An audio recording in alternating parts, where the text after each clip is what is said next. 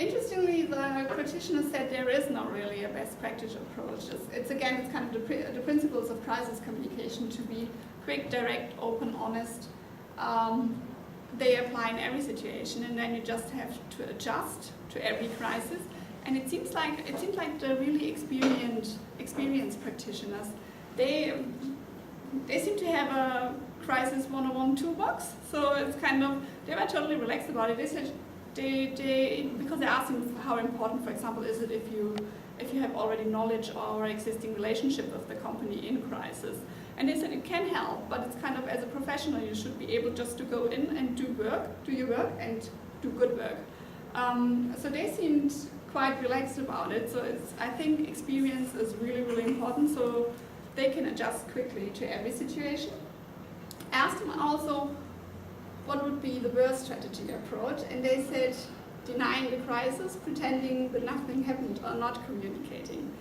That was really interesting in comparison to the literature, because one study done in 2009 stated that the most used strategy in the US is denying. But I have to say, it's kind of, they didn't state if these companies or these organizations use professionals, because my professionals said that's absolute no. You should never do that, unless there is really reason for it. But mostly there just isn't. So it seems like, although it's the worst strategy and seen as that at least by my 6 practitioners, it's still quite commonly used.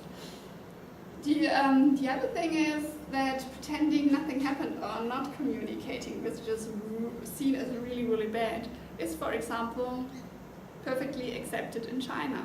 So in China, because I compared strategies used in Western countries to strategies used in Asian countries, and one study from Lee, from I think it's 2001, stated that in China, for example, the same crisis communication strategies are used. So they are using, for example, denying as well.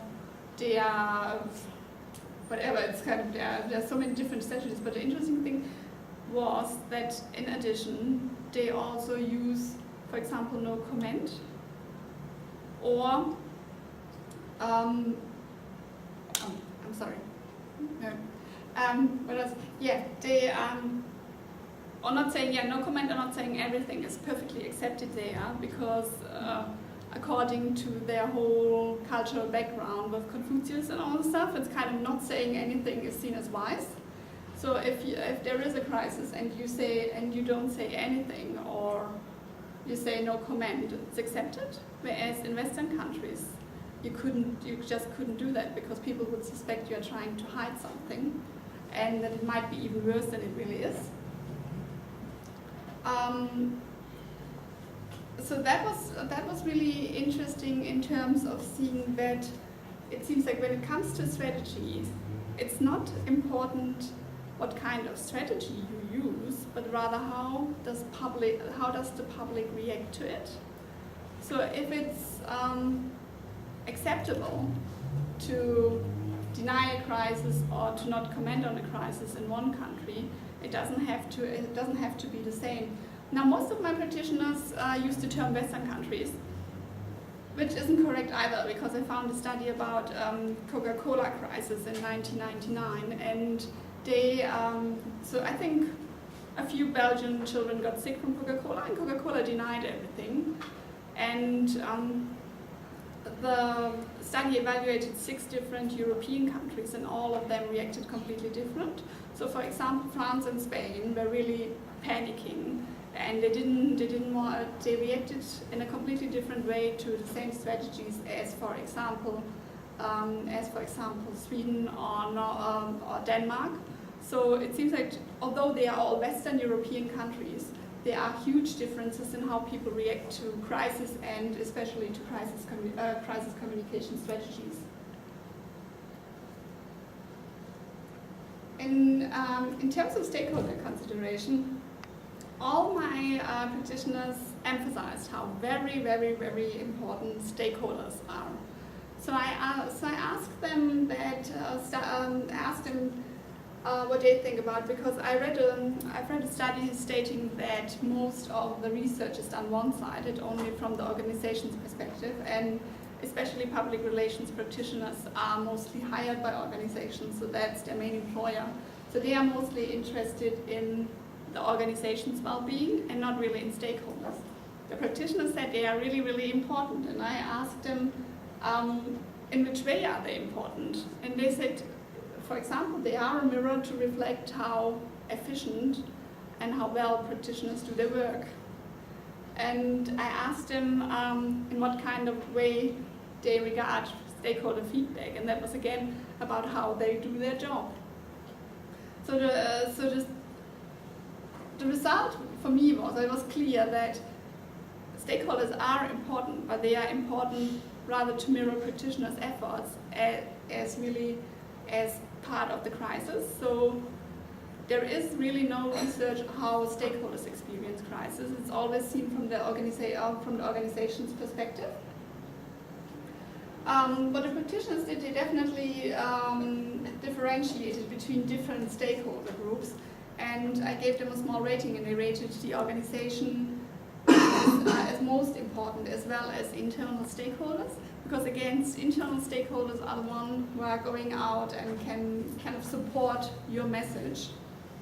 And it was absolutely clear that stakeholders are mostly perceived as receivers and not as senders of messages. So the practitioners weren't really interested in how stakeholders experience the crisis. They were rather interested in how do stakeholders react to their strategies. As well as academics, mostly, I haven't seen any research, do research from the organization's perspective. In the end, I asked my practitioners if they use any academic research or what kind of usage is. The answers were quite devastating, because they said they see it as a good foundation, but they don't use it in their everyday work. But one of the practitioners said it's kind of, as soon as the crisis hits, the textbook goes out to the window. So I asked them why they are not using academic research, and they said that their discipline is developing much faster than academic researchers. So often they already, so practitioners already have developed new strategies, for example, before academic research even attempts to keep up.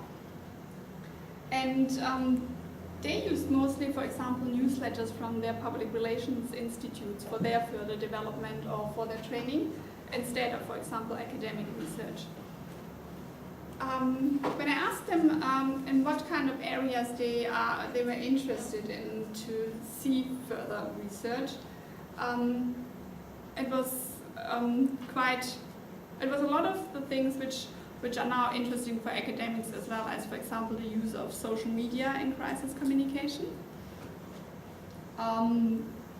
Then kind of different areas of public relations, for example, was it environmental public relations and things like that. But they were mostly interested in case studies. So if you look at academic research, they mostly state that case studies are not really a useful tool because because of the lack of applicability to other cases. But it was definitely the area in which practitioners were most interested in. So they had clearly a focus on case studies, and then again, for example, one mentioned the BP case and said it would be interesting to see then afterwards which strategies worked and which didn't, how were they perceived by the general public and things like that.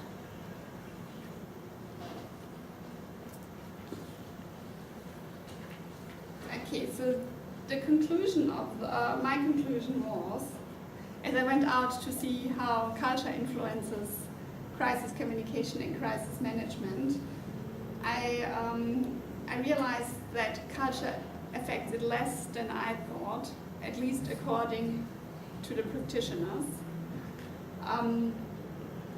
As they always stated, the core principles of crisis management and crisis communication remain the same. It doesn't matter where you are. Interestingly, organizational culture was emphasized highly as the most critical part of crisis management and crisis communication. So it seems really that organizational culture has more influence on crisis communication than really national or regional culture.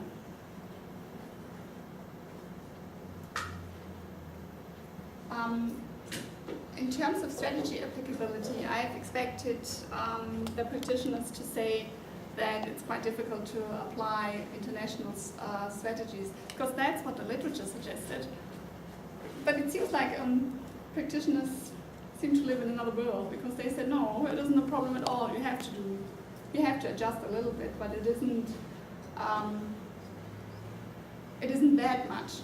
But in that process, what I realized really, it isn't really important if you can apply the strategy, but it is much, much more important how do publics react to these strategies, because as the literature suggested, reactions can be completely different to the same strategies. So that's where the cultural part again plays a role. So it isn't really in crisis communication or strategy use, it's rather the reaction of the public to the strategies. As a lot of the practitioners generalized, or it's kind of literature does it as well. It's kind of, they're always talking about Western cultures, they're talking about Asian cultures. That isn't possible as seen, for example, in the Coca-Cola example. So you can't generalize. One of the practitioners even stated he worked all over Europe, and he said it doesn't make any difference. It's kind of, it is all the same, which obviously isn't.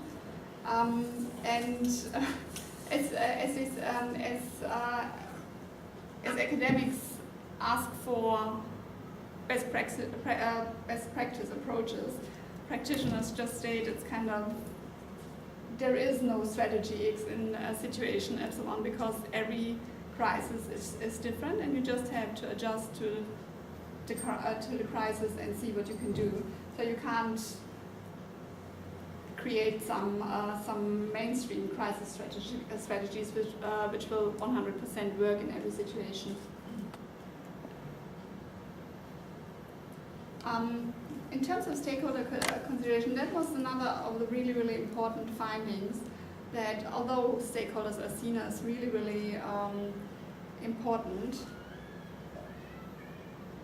they are still not considered enough. It's kind of, I would say they're just considered from the wrong side. It's kind of from the organizational side. It is correct that stakeholders are important, but still it's kind of stakeholders are only seen as a mirror to reflect what the organization does. They are not seen as their own unity. So it would be interesting to see some research from the stakeholder perspective. So how do stakeholders perceive crisis itself, and not only the organization's crisis communication and management? As I said, the usefulness of academic research, I think there is a huge, huge gap which needs to be closed somehow, because it seems it's really that practitioners and academics live in parallel worlds. So what academics do and find out doesn't really relate to practice. But as the example from the I think it was a US study showed, that denial was one of the most used strategies. If practitioners would know that, although my practitioners said they wouldn't use it, it's a really bad strategy, but it still seems that people are using these kind of strategies because they are not regarding the academic research enough. So it's kind of, if academic research states that these, for example, is a really bad strategy, then you just shouldn't use it in practice, as well as practice. If practice is developing so much faster, they might have valuable insights as well, which are just not regarded by academics.